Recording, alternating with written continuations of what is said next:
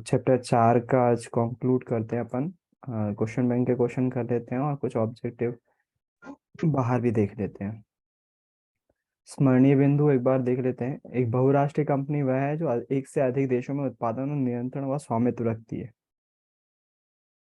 उदाहरण के लिए बहुराष्ट्रीय कंपनी का उदाहरण क्या हो जाएगा? मल्टीनेशनल कंपनी का उदाहरण amazon, गूगल, फेसबुक। फेसबुक की कंपनी का नाम मीटा है एक्चुअली में ना, META, मीटा। तो कंपनी का नाम याद रखना। फेसबुक उसका प्रोडक्ट है, मीटा कंपनी का, है ना। ऐसी कंपनियां जो जिनका व्यापार एक से ज़्यादा देशों में होता है उनको बहुराष्ट्रीय कंपनियां बोलते हैं। लगभग सभी बहुराष्ट्रीय कंपनियां अमेरिका, जापान या यूरोप की हैं। लगभग सभी। इंडिया की भी बहुत सारी हैं यार। विदेशी व्यापार विभिन्न देशों को आपस में जोड़ने का मुख्य माध्यम रहा है। इन्होंने एक मिस्टेक नहीं करनी करी है विस्मय आदि बोधक चिन्ह लगा के।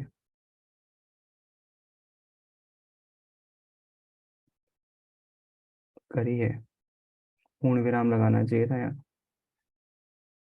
विदेशी व्यापार विभिन्न देशों में को आपस में जोड़ने का मुख्य माध्यम रहा है। फोर्ड मोटर्स 1995 में भारत आई और चेन्नई के निकट 1700 करोड़ रुपए का निवेश किया।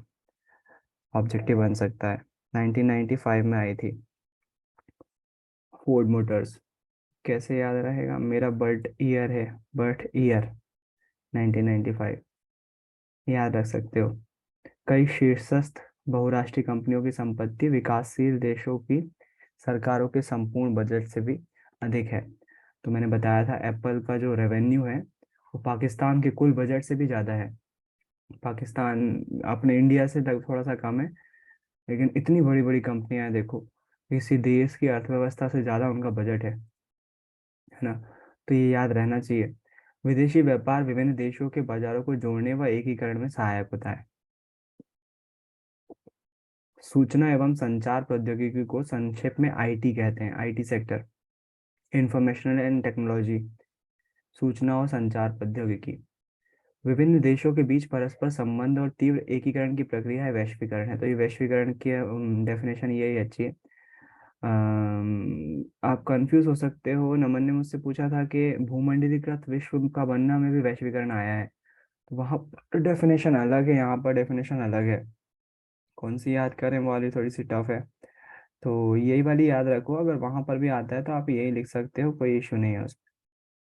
विश्व के लगभग 160, क्योंकि मेन मकसद है उसका, मोटिव वैश्वीकरण का मतलब वही निकलता है, चाहे इस चैप्टर का याद करो चाहे उस चैप्टर का। विश्व के लगभग 160 देश विश्व व्यापार संगठन के सदस्य हैं। WTO का फुल फॉर्म विश्व व्यापार संगठन, मेरे ख्याल से याद रहेगा WTO। वर्ल्ड ट्रेड सेंटर इसी का नहीं, मुझे नहीं मालूम आप लोगों में से कितने लोग, मेरे को कैसे याद रहता है ये WTO, world trade organisation. America में एक बिल्डिंग गिराई गई थी जिसको 9/11 की घटना बोलते हैं। ट्विन टावर्स थे। बड़ी भयानक घटना थी। आपको हो सकता हो इस वीडियो को देखने के बाद हमेशा याद रहे। अ,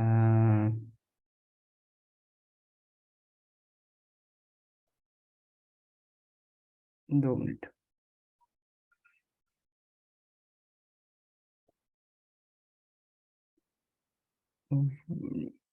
उस टावर का नाम वर्ल्ड ट्रेड सेंटर था, WTC।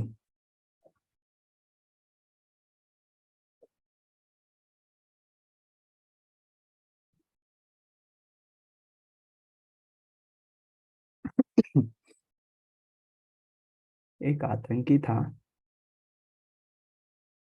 Osama bin Laden. उसने अमेरिका के वर्ल्ड ट्रेड सेंटर पर हमला किया था। बड़ा ही भयानक वो था। 9/11 के नाम से ये जानी जाती है। 11 सितंबर की घटना थी। ईयर,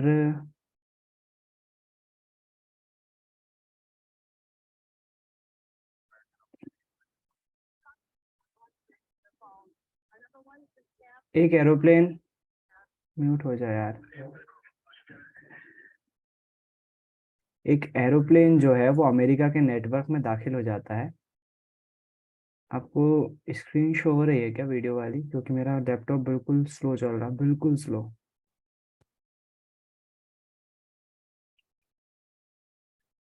कुछ एयरक्राफ्ट जो है वो अमेरिका में दाखिल हो जाते हैं और उसके पायलट्स रिप्लाई नहीं करते हैं टावर को। टावर उनसे पूछता है कि आप कौन हो, कहाँ से हो। What's going on, Betty? The crap is erratic again. Problems very erratic. वो प्लेन जो है अमेरिका के वर्ल्ड ट्रेड सेंटर 110 मंजिला, 2 मंजिली थी। वो प्लेन जो रिप्लाई नहीं कर रहा था, कुछ ही देर बाद इसमें घुस जाता है। देखो आपको Betty, talk to me. ऐसा एक बार नहीं होता है। Betty, are you there? Betty? Betty? A plane just What? World trade It's centre है। 737? What? The World Trade Who are you talking to? Oh, God. Oh, my ये world trade God. Centre पर हम United 175, New York. We have some problems over here right now. We might have a hijack over here, 2 of them. एक और aircraft आता है उतनी देर में। On an airplane that's been वो hijacked. एयरक्राफ्ट Things थी go well. I'm good to go. World trade Wants centre to पे know जो it's है वो absolutely fucking fine. Same to my parents and everybody. ये पायलट जो I है just वो totally love you and I'll see you hijack किया हुआ था। वो देखो ये एयरक्राफ्ट आया और ये वर्ल्ड ट्रेड सेंटर में घुसा, अंदर घुस गया पूरी तरह से। What are those people gonna do? All the elevators are blocked out. 110 मंजिला इमारत God! So both जिसमें 2 एयरक्राफ्ट खट खट लगते हैं, तब तक वायु से नहीं जाता है America. Crystal City, just north of Crystal City. एक और एयरक्राफ्ट जब तक आता है। Yeah, stop all departures. Pentagon just got hit. Don't put me in that. एक एयरक्राफ्ट पेंटागन से Point घुसा। NCA. पेंटागन उनका रक्षा मंत्रालय है, रक्षा के जुड़े हुए काम करता है पूरे। United 93, that traffic for you is 1 o'clock, 12 miles eastbound 370. Negative contact, we're looking, United 93. एक और United एयरक्राफ्ट 93, आता Cleveland, है। if you hear the center, right then. I got that piece of down. Keep remaining steady. You have the ball board.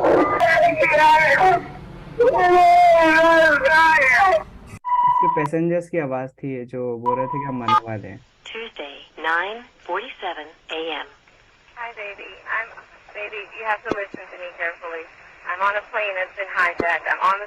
एक passenger को message आता है कि plane hijack हो चुका है। We have, I believe it is a Boeing 757. Can you see him up there, sir? That's confirmed. It looks like he's Up northeast of Camp David. Sean, it's me. I just want to let you know I love you, and I'm stuck in this building in New York. There's lots of smoke. और ये पूरा 110 मंजिला tower जो है collapse कर रहा है। उनका गुब्बारा जो है किसी ने खाया। 9/11 का इंसिडेंट है। अमेरिका में इससे बड़ा हमला आज तक नहीं हुआ था आतंकवादी। क्यों बताया? क्योंकि WTO से रिलेट तो नहीं करता है, लेकिन मुझे हमेशा याद रहता है। वर्ल्ड ट्रेड सेंटर अमेरिका का एक जैसा बिजनेस हब होता है ना, जहाँ सब बड़े बड़े ऑफिसेस होते हैं। वर्ल्ड ट्रेड सेंटर दुनिया भर की ट्रेडिंग की जाती थी वहाँ पर। ट्रेडिंग मतलब जो अपना ये होता है ना, शेयर मार्केट वगैरह, वो अमेरिका का सबसे बड़ा वर्ल्ड ट्रेड मतलब सेंटर था, ट्रेडिंग सेंटर था उस टाइम का। 110 मंजिला, 2 इमारतें थी। और आतंकवादी हमले में वो दोनों ही टावर जो है, कितना मुश्किल रहा होगा वो एयरक्राफ्ट ले जाना और उसी टावर से टकराना।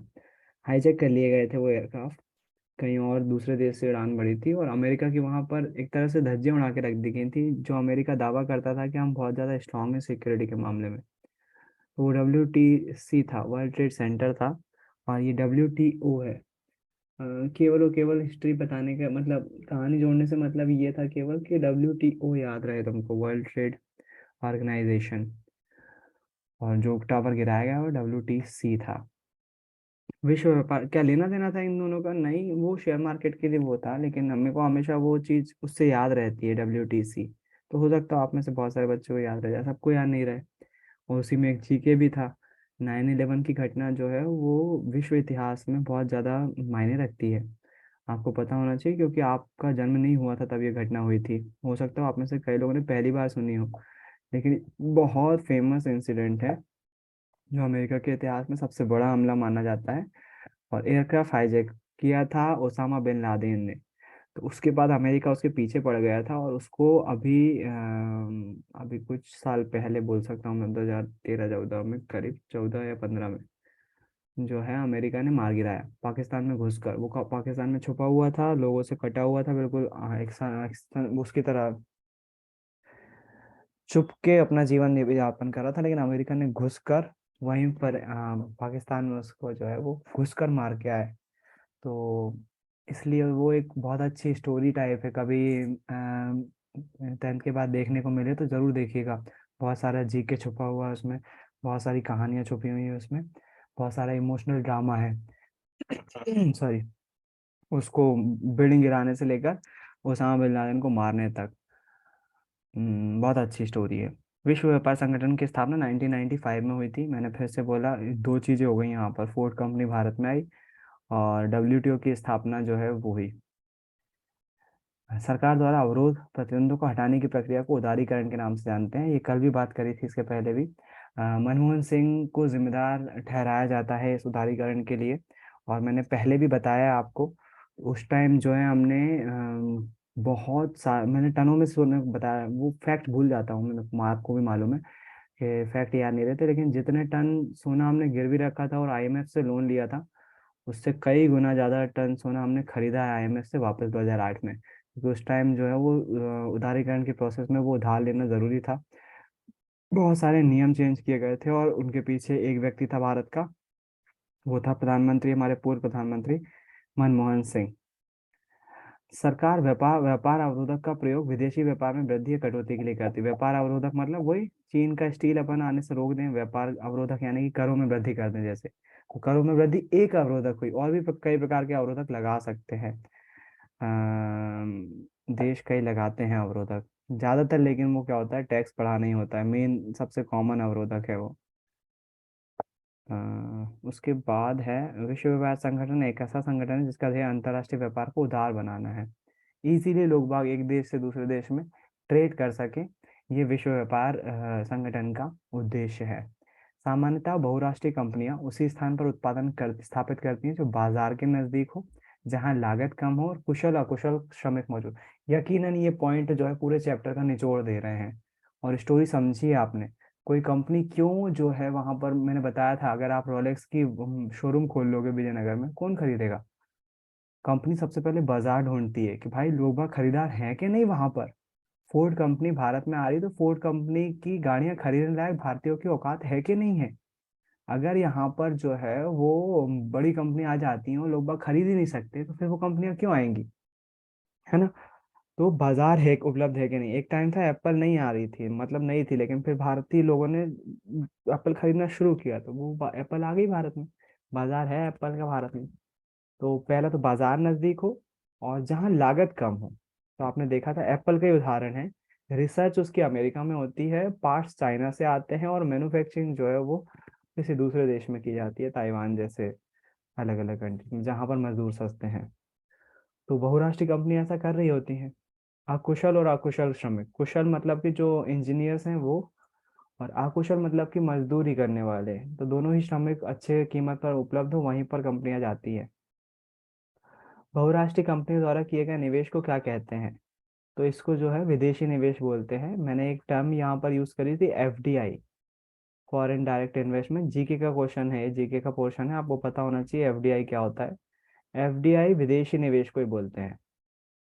जो बाहरी कंपनियां, बहुराष्ट्रीय कंपनियां भारत में निवेश करती हैं ना, जैसे, तो उसको फॉरेन डायरेक्ट इन्वेस्टमेंट, विदेशी निवेश कहा जाता है, FDI। है ना? इसको शॉर्ट में विदेशी निवेश, हिंदी में विदेशी निवेश कहते हैं, इंग्लिश में फॉरेन डायरेक्ट इन्वेस्ट। फॉरेन मतलब कि विदेशी, डायरेक्ट मतलब कि डायरेक्ट, इन्वेस्टमेंट मतलब निवेश। तो आप इसको हिंदी में विदेशी निवेश बोल सकते हो। एफडीआई पूछा जा सकता है, अभी हाल ही में बहुत चर्चा में रहा है टॉपिक। विभिन्न देशों के बीच संबंध और तीव्र एकीकरण की प्रक्रिया वैश्वीकरण कहलाती है। डेफिनेशन ही है, सरकार द्वारा व्यापार अवरोधकों को तथा प्रतिबंधों को हटाने की प्रक्रिया कहलाती है उदारीकरण। व्यापार अवरोधक हटाना उदारीकरण कहलाता है। फोर्ड मोटर्स भारत में कब आई? 1995 में। निम्नलिखित में से किस क्षेत्र में भारत में वैश्वीकरण का लाभ नहीं उठाया है? औद्योगिक क्षेत्र, व्यापारिक क्षेत्र, कृषि क्षेत्र, परिवहन क्षेत्र। निम्नलिखित में से किस क्षेत्र में भारत में वैश्वीकरण का लाभ नहीं उठाया है? मैन्युफैक्चरिंग, व्यापारिक, कृषि, परिवहन। मैं डाउट में हूँ इसमें, क्योंकि देखो, अगर मैं अभी की बात करूँ तो सच में मैन्युफैक्चरिंग अपने यहाँ वैश्वीकरण का फायदा मिल रहा है, बाहर से कंपनी आ रही हैं यहीं बना रही हैं। बिजनेस में बिल्कुल फायदा मिल रहा है, बाहर के लोग का बिजनेस हो रहा है। कृषि क्षेत्र में अभी जो है, जो इंस्ट्रूमेंट आ रहे हैं भारत में, आप पता नहीं बुक ने किस लॉजिक से लिखा है इसमें, लेकिन वाकई में अभी जो कृषि क्षेत्र में बाहर से इंस्ट्रूमेंट आ रहे हैं, बहुत सारे इंस्ट्रूमेंट बाहर से आ रहे हैं। जैसे उदाहरण के लिए इसराइल की अपन जो है वो सिंचाई की वो लेते हैं अपन, कृषि तकनीक। ऋषि ने एक वो बनाया था अपने यहाँ मॉडल, जिसमें पाइपों में खेती की जा रही थी। पाइप थे अलग अलग, उसमें जो है वो पानी बहाकर जो है वो खेती की जाए, वो इसराइल की टेक्नोलॉजी है। वाकई में ऐसा इंडिया में भी, भारत में ही, अपने एमपी में ही होने लगा है। जो अपने खजुराहो नहीं, एक और अशोकनगर साइड जो है, मुझे याद नहीं है प्लेस का नाम, लेकिन वहां पर वाली टेक्निक से खेती की जा रही है, लोग बाग कमा रहे हैं और अच्छा। तो कृषि क्षेत्र में भी वैश्वीकरण का लाभ हुआ है। और परिवहन, परिवहन में आप बुलेट ट्रेन एक बहुत अच्छा उदाहरण है। जापानीज टेक्नोलॉजी है और वो बुलेट ट्रेन आ रही है अपने इंडिया में।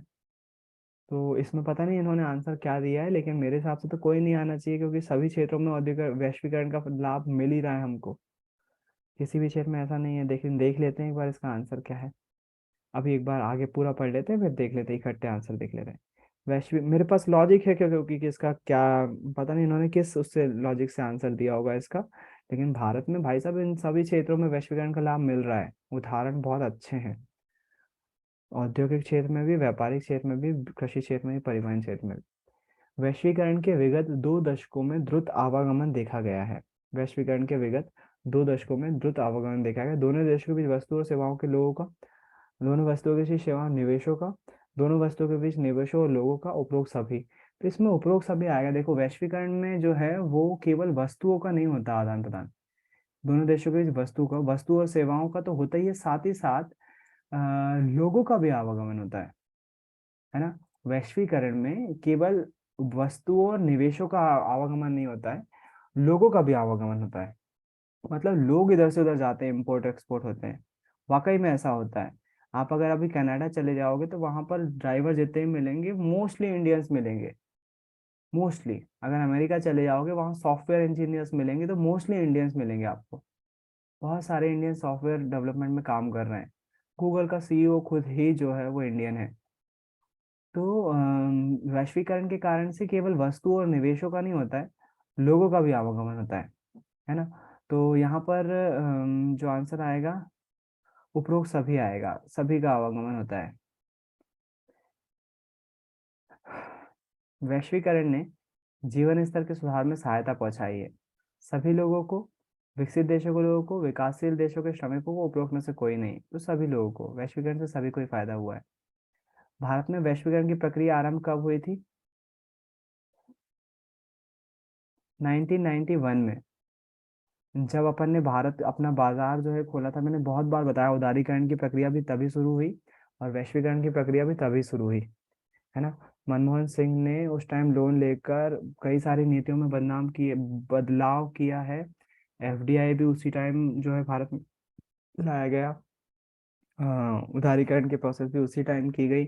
बहुत सारी चीजें घटी थी 1991 में, जिसका असर अब हम भोग रहे हैं, है ना, तब का असर। भारत बहुत स्ट्रांग इकोनॉमिक में से एक है अभी के टाइम में। और अभी बाकी देशों की हालत जो है वो बहुत बुरी है। विश्व के देशों में बहुराष्ट्रीय कंपनियां द्वारा निवेश का सबसे अधिक सामान्य मार्ग है नए कारखाने स्थापित करना, स्थानीय कंपनियों को खरीद लेना, स्थानीय कंपनियों से साझेदारी करना, उपयोग में से कोई नहीं। तो स्थानीय कंपनियों को खरीद लेना, ये आया था चैप्टर में जिक्र इसका। नॉर्मली बहुराष्ट्रीय कंपनियां करती हैं, छोटी कंपनियों को खरीद लेती हैं, जो स्थानीय कंपनी होती है उनको खरीद लेती हैं। वैश्विक ये भी करती हैं, लेकिन जो बुक में आया है वो ये आया है, स्थानीय कंपनियों को खरीद लेना। इसमें पता नहीं क्या है, अगर आपके पास परीक्षा वो खोले हुए रखे हुए आप, तो अगर आंसर मिल जाए तो ये बता बता दीजिएगा, गलत बोल रहा हूँ अगर मैं तो, क्योंकि ये भी आंसर हो सकता है, लेकिन बुक में जिक्र आया है इसका। नॉर्मली कंपनियां खरीद लेती हैं। वैश्वीकरण से कौन से उद्योग बंद हो गए हैं? बड़े पैमाने के उद्योग, बहुराष्ट्रीय कंपनियां और लघु उद्योग, सभी प्रकार के उद्योग। सभी प्रकार के उद्योग नहीं हो सकते, जाहिर सी बात है बंद। बहुराष्ट्रीय कंपनियों को ज़्यादा, उनको तो फायदा ही है। बड़े पैमाने जो बड़े उद्योग हैं, उनको कोई नुकसान नहीं हुआ। सबसे ज़्यादा दिक्कत हुई है लघु उद्योगों को, क्योंकि वो कंपटीशन नहीं कर पाते। यदि मान लीजिए मैं जो है वो एक हाथ हैंडमेड जो है गुल्लक बना रहा हूँ, और वही गुल्लक जो है कंपनी बना रही है प्लास्टिक की, तो एक गुल्लक कोई मिट्टी की खरीदने की जगह प्लास्टिक की खरीदना ज़्यादा प्रेफर करेगा, क्योंकि थोड़ी सी, अगर वो थोड़ी सी महंगी भी होगी। मान लीजिए लकड़ी की गुल्लक 10 रुपए की आ रही है, और जो प्लास्टिक की गुल्लक है वो 40 रुपए की आ रही है। तो उपभोक्ता की नज़र में ये रहेगा कि भाई मुझे प्लास्टिक की गुल्लक लेने में एक फ़ायदा है कि वो सालों साल चलेगी, उसमें से पैसे मैं कभी भी निकाल सकता हूँ। मिट्टी में इतनी फ्लेक्सिबिलिटी नहीं है, मिट्टी गिर के टूट जाएगी। तो लघु उद्योग सबसे ज़्यादा परेशान होते हैं, सबसे ज़्यादा भुगतते हैं वैश्वीकरण का कारण। विभिन्न देशों को आपस में जोड़ने का मुख्य माध्यम रहा है।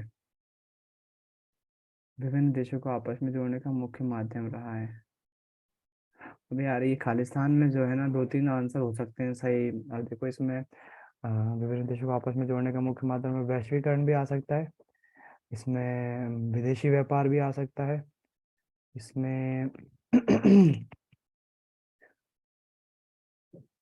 विभिन्न देशों को आपस में जोड़ने का मुख्य माध्यम रहा है। पहले इसके अपने जो जिसमें फंसे हुए थे अपन, उसके आंसर देख लेते हैं। एक तो पांचवा था, और नवा था। पांचवा और नवा।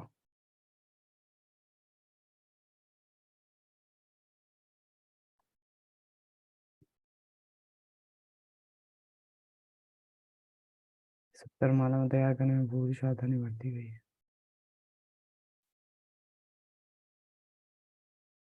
पांचवा का सा, नवे का सा। आज बहुत थकान लग रही है।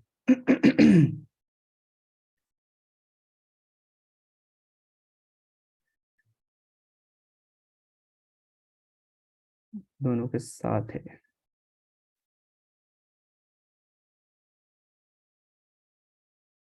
कृषि क्षेत्र ही लिखा है। हाँ, सबसे लीस्ट वही मान लो अब, लेकिन मैं बता रहा हूँ, टेक्नोलॉजी भी आई है वैश्वीकरण से, और कृषि क्षेत्र को फायदा हुआ है।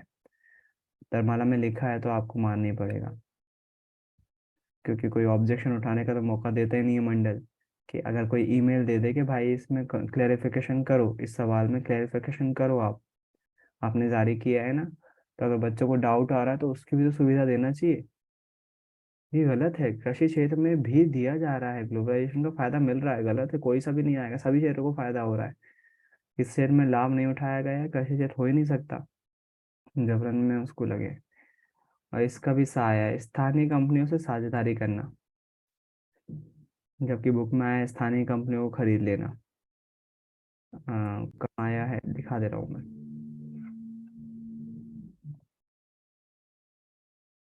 साझेदारी करना, अब परीक्षा बैंक में लिखा है तो भाई उसी को फॉलो करना पड़ेगा क्या। बस तबीयत खराब लग रही है, मैं यहीं छोड़, मतलब आधी क्लास में ही खत्म करूंगा मैं।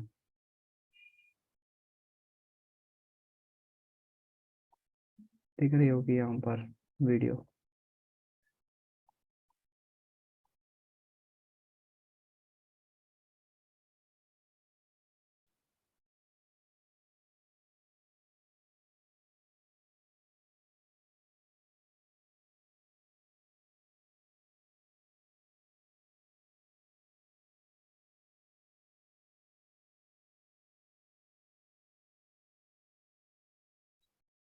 बहुराष्ट्रीय कंपनियों का निवेश का सबसे आम रास्ता स्थानीय कंपनियों को खरीदना और उसका प्रसार करना है।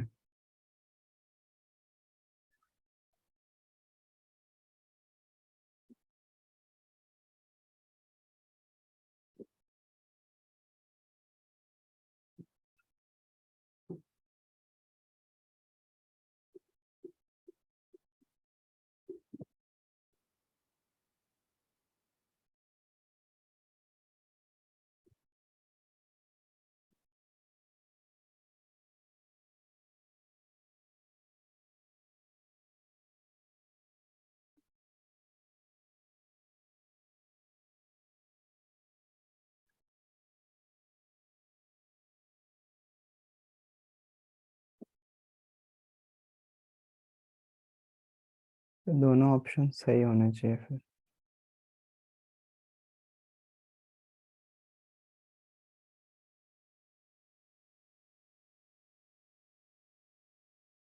आज अजीब अजीब अजीब सा लग रहा है क्लास में। तो दोनों ऑप्शन सही होने चाहिए थे, लेकिन अब इसमें ये लिखा हुआ है कि स्थानीय कंपनी में साझेदारी करना, तो अब मानना पड़ेगा ही वो। कोई ऑप्शन नहीं है। स्वतंत्रता के बाद पश्चात भारत सरकार ने विदेशी व्यापार में विदेशी निवेश पर प्रतिबंध लगा रखा था।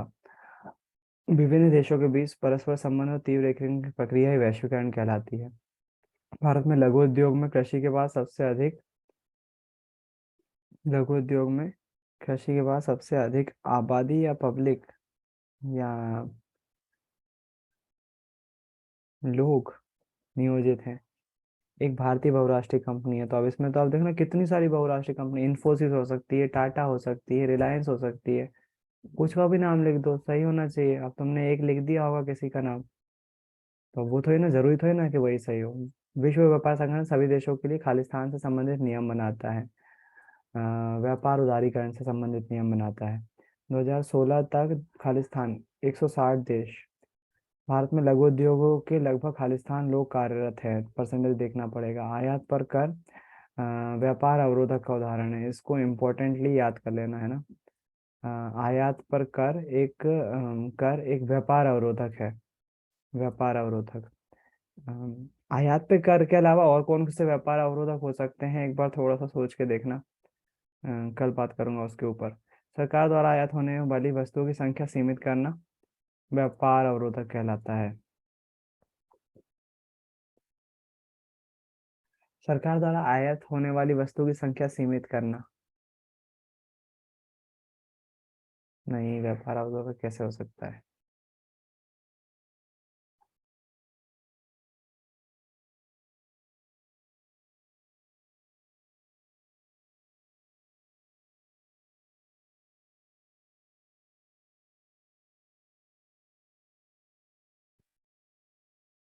आयात कर, बहुत बढ़िया। व्यापार अवरोधक लास्ट में आया है, व्यापार अवरोधक। कोटा। 2 करोड़, 2 करोड़ लोगों को रोजगार देता था उद्योग। 160। ठीक है भाई, जो इसमें बोल दिया वो सच है।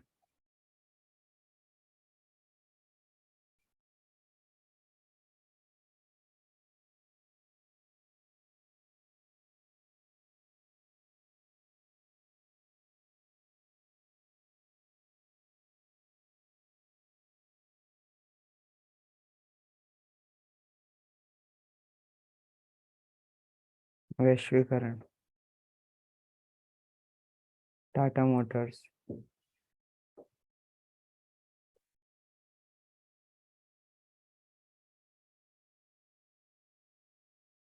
कई शीर्षस्थ बहुराष्ट्रीय कंपनियों की संपत्ति विकासशील देशों की सरकार के संपूर्ण बजट से भी अधिक है, सही है।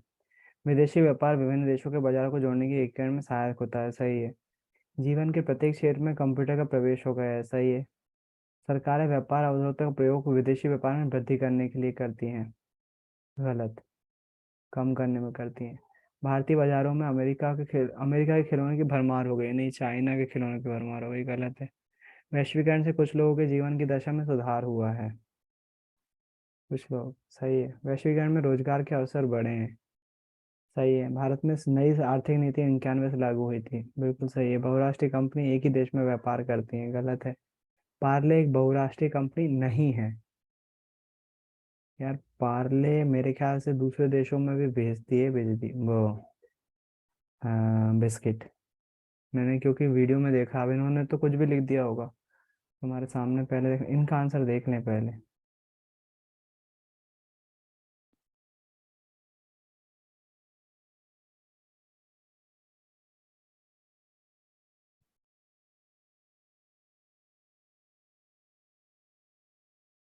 पता नहीं कौन सा था वो। सही गलत लास्ट था ना, सत्य। मतलब पार्ले ये बोल रहे हैं कि एक ही देश में है। वो मैंने बहुराष्ट्रीय कंपनी नहीं है, सत्य लिखा हुआ है। देखें पार्ले कंपनी के बारे में।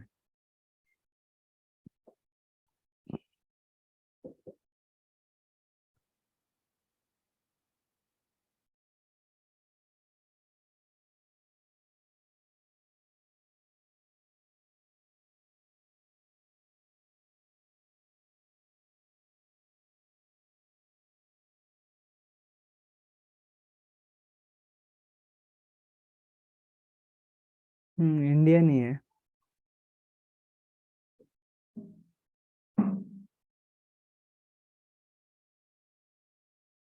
पता नहीं क्यों, अब देखना विकिपीडिया क्या बता रहा है। विकिपीडिया सबसे ज्यादा वो है, ट्रस्टेड साइट है पढ़ाई करने के लिए। Parle product is an Indian multinational food processing company. Multinational मतलब एमएनसी है।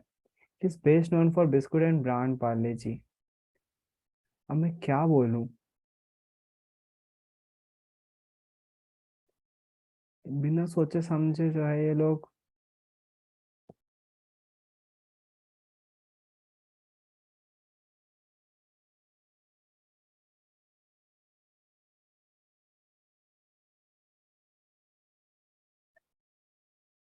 चलो, लेकिन यहाँ पर क्लियर हो रही है वो बात कि जितने भी इसकी इंफ्रास्ट्रक्चर है ना बनाने का, वो सब इंडिया में है, तो इंडियन कंपनी है ना।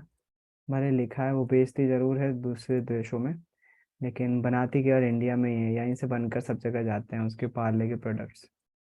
ठीक है, चलो मान लिया। सरकार द्वारा अवरोधकों तथा प्रतिबंधों को हटाने की प्रक्रिया कहलाती है उदारीकरण। विश्व के लगभग कितने देश विश्व व्यापार संगठन के सदस्य हैं? 160। टाटा मोटर्स कंपनी भारत की बहुराष्ट्रीय कंपनी है। बहुराष्ट्रीय कंपनियां छोटे उत्पादकों से सस्ते दरों पर खरीदते हैं। हाँ, कच्चा माल। कच्चा माल है कि नहीं है? कपड़े, जूते, चप्पल, खेल के सामान। विदेश में निवेश करने वाली भारतीय कंपनियां, बहुराष्ट्रीय कंपनियां। आईटी ने सेवाओं के उत्पादन प्रसार में सहायता की है। Call centre. बहुराष्ट्रीय कंपनियों ने उत्पादन करने के लिए निवेश किया है।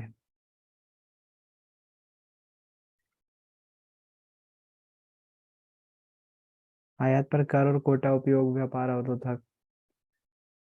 कोटा का उपयोग।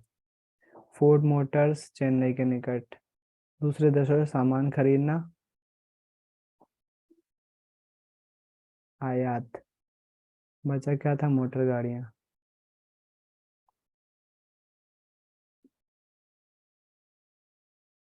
इसका तो उल्टा सीधा भी हो सकता है ना, फोर्ड मोटर्स मोटर गाड़ी भी हो सकता है और चेन्नई के निकट उसका प्लांट भी है। दोनों आंसर आ सकते हैं, लेकिन अब ठीक है। अब ये लिख सकते हैं, पर बहुराष्ट्रीय कंपनी ने उत्पादन के लिए निवेश किया है। अब उसने मोटर गाड़ियों में भी किया है, क्योंकि फोर्ड के साथ साथ शेवरले जैसी कंपनियां जो हैं वो विदेशी कंपनियां हैं। उन पटांग देते हैं। मेथड ऑफ एलिमिनेशन लगा के आप कर सकते हो उसको। दोनों साथ में नहीं देगा वो फाइनल में। सूचना और प्रसार संक्षेप में क्या कहते हैं? आईटी। आयात पर कर किसका उदाहरण है? व्यापार अवरोधक का। भारतीय बहुराष्ट्रीय कंपनी का नाम होती है टाटा, रिलायंस। कुछ भी लिख सकते हो। अंतर्राष्ट्रीय व्यापार को इन्फोसिस भी लिख। उधार बनाने के लिए नियमों का निर्धारण कौन करता है? WTO, world trade organisation. किसी देश का द्वारा दूसरे देश को आर्थिक राजनीतिक उपलब्ध उद्देश्यों को पूरा करने के लिए गुलाम बनाना क्या कहलाता है? पता नहीं, देखना पड़ेगा। वैश्वीकरण की बड़ी संख्या में किस पर बुरा बुरा प्रभाव पड़ा? लघु उद्योगों पर। WTO की स्थापना कब हुई? 1995। अमेरिका का सकल घरेलू उत्पादन कृषि का कितना हिस्सा है? बहुत कम, 0.5%। फोर्ड मोटर्स ने भारत में कितने करोड़ का निवेश किया था? वो फैक्ट वाला क्वेश्चन है। अमेरिका की किस बहुराष्ट्रीय कंपनी ने भारत की छोटी रेल कंपनियों को खरीद लिया था? वो बुक में आया था। दोनों ही आया था। 1,700 करोड़ का निवेश था फोर्ड का। वो जो तेल वाली कंपनी थी वो ये थी, ये है ना फूड वाला। परख फूड को खरीदा था। कारगिल फूड्स ने परख फूड्स को खरीदा था।